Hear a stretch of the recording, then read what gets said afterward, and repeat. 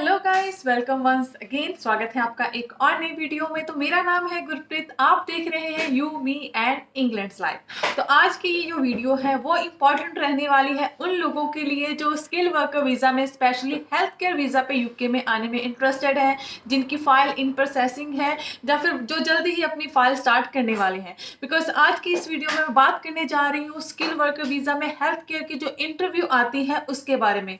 कौन लेता है ये इंटरव्यू, कब होती है, कैसे क्लियर करें, tips tricks each and everything इस वीडियो में रहने वाला है।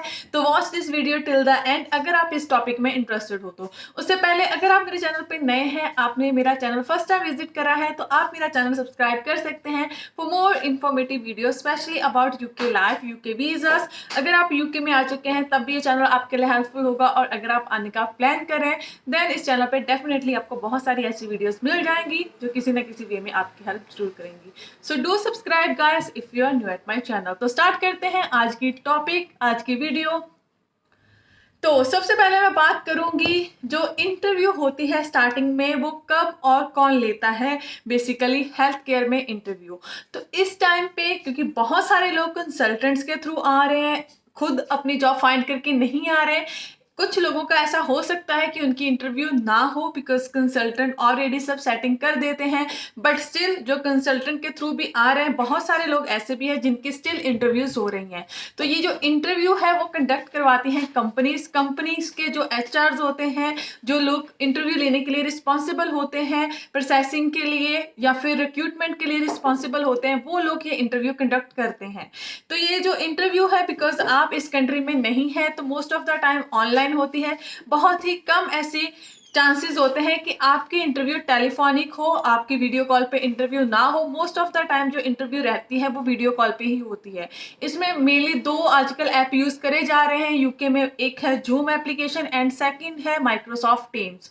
तो इसका जो लिंक है समटाइम डायरेक्टली कंसल्टेंट के पास चला जाता है अगर आप कंसल्टेंट के थ्रू फाइल प्रोसेसिंग करवा रहे हो, but sometime company direct email लेके आपको डायरेक्टली भी जो लिंक है वो सेंड कर सकती है। बहुत ही रेयर केसेस में स्काइप पे इंटरव्यू होती है। पहले स्काइप यूज करा जाता था पर स्काइप अब इतना यूज नहीं करा जा रहा, तो दोनों एप्लीकेशन में से में किसी भी एक एप्लीकेशन का लिंक आपको मिल सकता है इंटरव्यू के लिए। तो अब लोग पूछेंगे ये इंटरव्यू टफ होती है, इजी होती है, कितनी लंबी होती है? तो लंबी होती है या शॉर्ट होती है ये तो कंपनी टू कंपनी वेरी करता है, पर टफ की अगर मैं बात करूं, अगर तो कंसल्टेंट आपकी जो प्रोसेसिंग है वो करवा रहे हैं, कंसल्टेंट के थ्रू आ रहे हैं, तो मोस्टली जो कंपनीज इंटरव्यू कंडक्ट करवाती हैं या कंडक्ट करती हैं वो ये चेक करने के लिए करती हैं कि क्या आपकी कम्युनिकेशन स्किल अच्छी है इंग्लिश में। बिकॉज अगर आप यूके में आओगे तो उनके जो क्लाइंट है, क्या आप उनके साथ काम कर सकते हो, क्या आप उनकी लैंग्वेज समझ सकते हो, आप अपनी बात समझा सकते हो।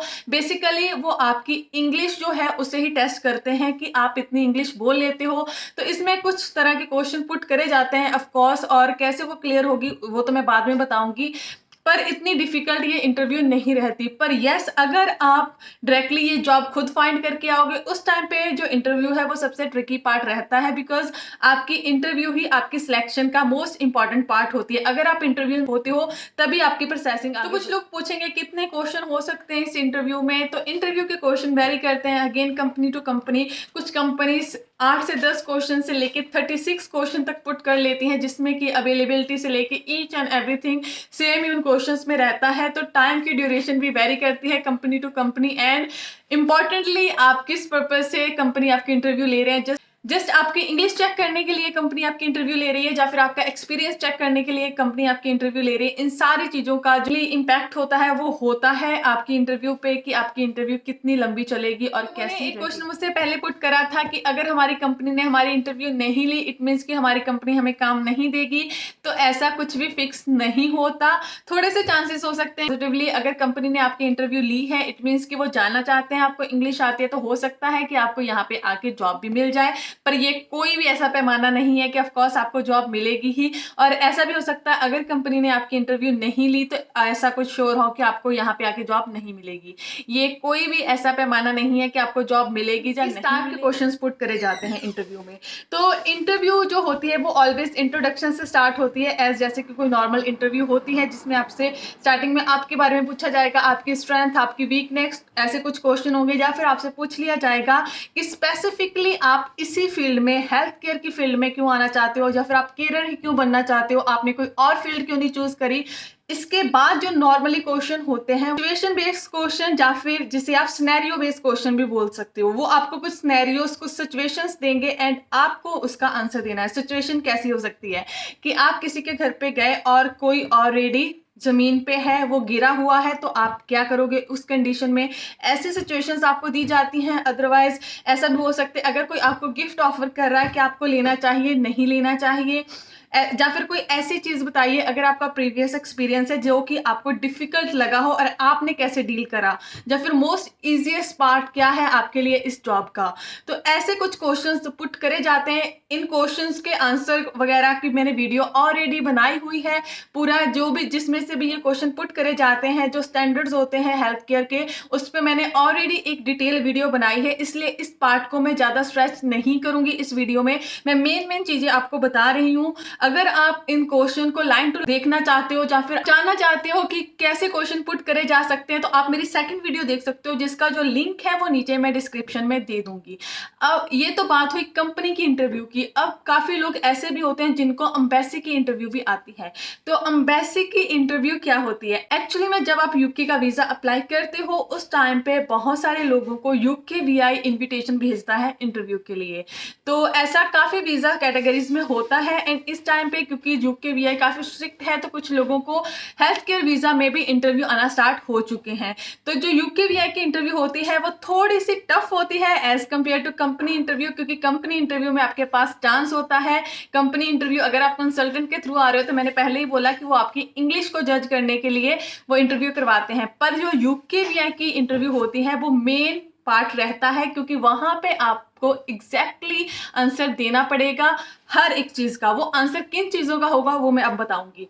तो यूके वीआई जब आपकी इंटरव्यू लेता है, फर्स्ट ऑफ कोर्स आपके बारे में होगा, आपकी जॉब के बारे में क्वेश्चन होंगे। उनको मैं फिर से रिपीट नहीं करने वाली। उसके अलावा जो क्वेश्चन पुट करे जाते हैं वो ये करे जाते हैं कि आपने ये जॉब ली कैसे, मतलब कि आपकी जो जॉब सर्च करने से लेके जो स्पॉन्सरशिप तक का जो भी पूरी प्रोसेसिंग है, उसके बारे में मोस्टली क्वेश्चनिंग पुट करी जाती है। उसमें से वो पूछ सकते हैं कि आपको ये जो कंपनी है वो मिली कैसे, आपको कैसे पता चला कि स्पेसिफिकली इस कंपनी के पास वैकेंसी है, ये कंपनी स्पॉन्सरशिप ऑफर कर रही है, आपने कैसे अप्रोच करा इस कंपनी को, क्या आपके पास कोई प्रूफ है, आपकी इस कंपनी के बीच में जो कम्युनिकेशन हुई, क्या आपके पास प्रूफ है कि आपने इंटरव्यू दी थी। इसके अलावा जो पूछा जाता है वो ये पूछा जाता है कि आप इस जॉब के लिए क्यों फिट हो, या फिर आप स्पेसिफिकली इस कंपनी में क्यों आना चाहते हो जिस कंपनी में आपने अप्लाई करा है।